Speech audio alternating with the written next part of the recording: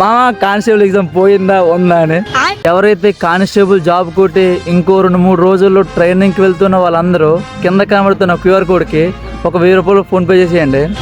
చాలా మంది అయితే అడుగుతున్నారు, మామ బ్రో నీ కానిస్టేబుల్ ఎగ్జామ్ ఏమైంది, మామ నీ కానిస్టేబుల్ ఎగ్జామ్ పోయిందా ఉందా, తమ్ముడు నీ కానిస్టేబుల్ జాబ్ వచ్చిందా లేదా, అన్నయ్య కానిస్టేబుల్ జాబ్ ఏమైందని అడుగుతున్నారు.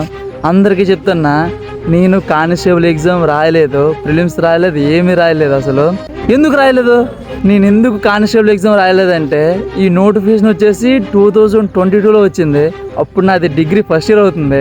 అప్పటికి నాకు కాంపిటేటివ్ ఎగ్జామ్ అంటే ఏం తెలియదు, అసలు కాంపిటేటివ్ ఫీల్డ్ అంటే కూడా తెలియదు.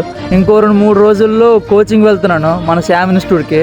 నేనైతే ఈ కానిస్టేబుల్ ఎగ్జామ్ రాయలేదు మామ. మరి వీడియోస్ ఎందుకు చేసావు? ఎందుకు చేశానంటే గ్రౌండ్కి ఫిట్నెస్ కోసం వస్తాను, మా ఎంఆర్ గ్రౌండ్కి. చాలామంది అయితే చెప్పారు, మామ కానిస్టేబుల్ నోటిఫికేషన్ వచ్చేసి 2022లో వచ్చింది, ప్రిలిమ్స్ 23లో అయింది, ఈవెంట్స్ ఇంకా పెట్టలేదని చాలామంది అయితే బాధపడుతున్నారు. ఒక యాస్పిరెంట్గా, ఒక ఇన్ఫ్లుయెన్సర్గా ఏదో 4-5 వీడియోలు చేసుకుంటున్నాను అంతే తప్ప నేనైతే ఈ కానిస్టేబుల్ ఎగ్జామ్ రాయలేదు. ఈ కానిస్టేబుల్ నోటిఫికేషన్ అప్లై కూడా చేయలేదు మామ. దయచేసి అందరూ అర్థం చేసుకుంటారని కోరుకుంటున్నాను.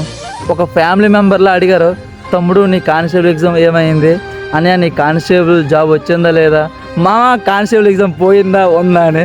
ఓకే మామ, అందరికి అర్థమైంది అనుకుంటున్నాను. దయచేసి ఇంకా మరి నేను ఏ వీడియో చేసినా కామెంట్స్లోనే కానిస్టేబుల్ ఎగ్జామ్ గురించి అడుగుతున్నారు. నేనైతే రాయలేదు, అందరికి అర్థమైపోయింది కదా. మీరు పోయిందనుకున్నా పర్లేదు, నాకు నెక్స్ట్ నోటిఫికేషన్ వస్తుంది అనుకున్నా పర్లేదు, రాకపోతుంది అనుకున్నా పర్లేదు, జాబ్ కూడా అనుకున్నా పర్లేదు, ఏదో ఒకటి అనుకున్నా పర్లేదు, కానీ దయచేసి అర్థం చేసుకుంటారని కోరుకుంటున్నాను.